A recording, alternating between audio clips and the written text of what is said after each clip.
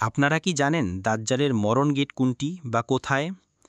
হযরত ঈসা আলাইহিস সালাম দাজ্জালকে কোথায় হত্যা করবেন? ইসরায়েলের একটি বিশাল আকৃতির সাদা শ্বেত পাথরের তৈরি এক ফটকের নিচে হযরত ঈসা আলাইহিস সালাম দাজ্জালকে হত্যা করবেন এবং এই গেটটি ইতিমধ্যে ইহুদিরা নির্মাণ করে ফেলেছে।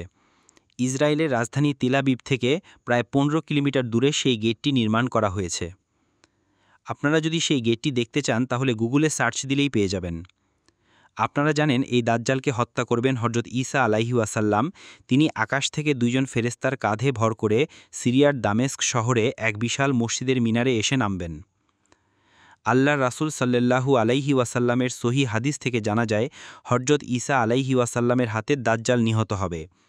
এই দাজ্জাল মক্কা মদিনা ব্যতীত পৃথিবীর সকল শহরেই প্রবেশ করবে।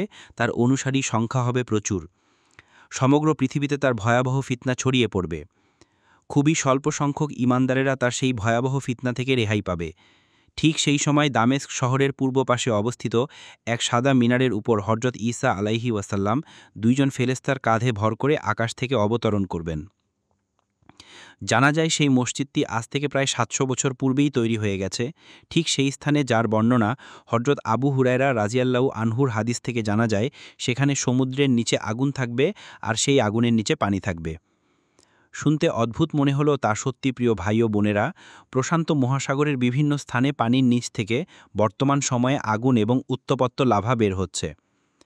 বিভিন্ন বর্ণনা থেকে পাওয়া যায় তখন উত্তপ্ত আরব দেশগুলোতে শীতল বরফ জমতে শুরু করবে।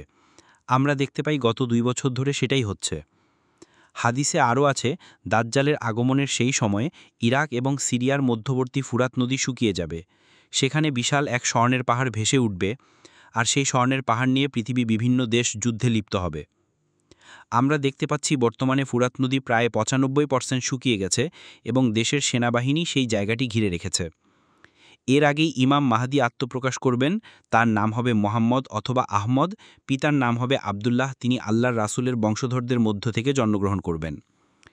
ইমাম মাহদী আগমনের সময় পরিস্থিতি খুবই ভয়ঙ্কর হবে।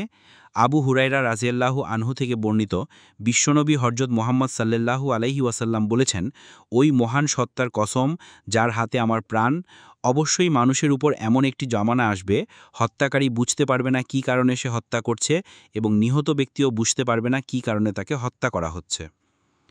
যে ধনসম্পদ নিয়ে যুগের পর যুগ ধরে মানুষের মাঝে মারামারি কাটাকাটি, সেই সময় জমিন তার ভেতরের সমস্ত খনিজ সম্পদ ভূপৃষ্ঠে বের করে দেবে। আবু হুরায়রা রাদিয়াল্লাহু আনহু থেকে আরও বর্ণিত বিশ্বনবী হযরত মুহাম্মদ সাল্লাল্লাহু আলাইহি ওয়াসাল্লাম বলেন, জমিন তার ভূগর্ভস্থ স্বর্ণের টুকরা নিক্ষেপ করে দিবে। সময় খুব দ্রুত গতিতে শেষ হয়ে যাবে। সময়ের বরকত বলতে কিছুই থাকবে না। সেই সময় আপতিত বিপদ মুসিবত এবং ভয়ঙ্কর পরিস্থিতির কারণে তাদের সময় কিভাবে কাটবে তা তারা টের পাবে না। আনস ইবনে মালিক রাদিয়াল্লাহু আনহু থেকে বর্ণিত এক হাদিসে এসেছে, ওই সময় পর্যন্ত কিয়ামত সংঘটিত হবে না যতদিন না জামানার নিকটবর্তী না হবে। অর্থাৎ এত দ্রুত গতিতে সময় অতিক্রম করবে, একটা বছর মাসের সমান আর একটা মাস সপ্তাহের সমান।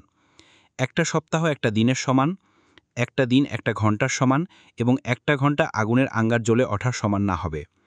হাদিসের ব্যাখ্যায় হাদিসের ভাষ্যকর মোল্লা আলী কারি রহমতুল্লাহ আলাইহি বলেন, এটা ইমাম মাহদী ও ঈসা আলাইহি ওয়াসাল্লামের আগমনের সময় ঘটবে। তিনি আরও বলেন, এই ব্যাখ্যাটি স্পষ্ট, কেননা এই বিষয়টি দাজ্জালের বের হওয়ার সময় ঘটবে আর দাজ্জালের আবির্ভাব এই দুইজনের আগমনের সময় ঘটবে।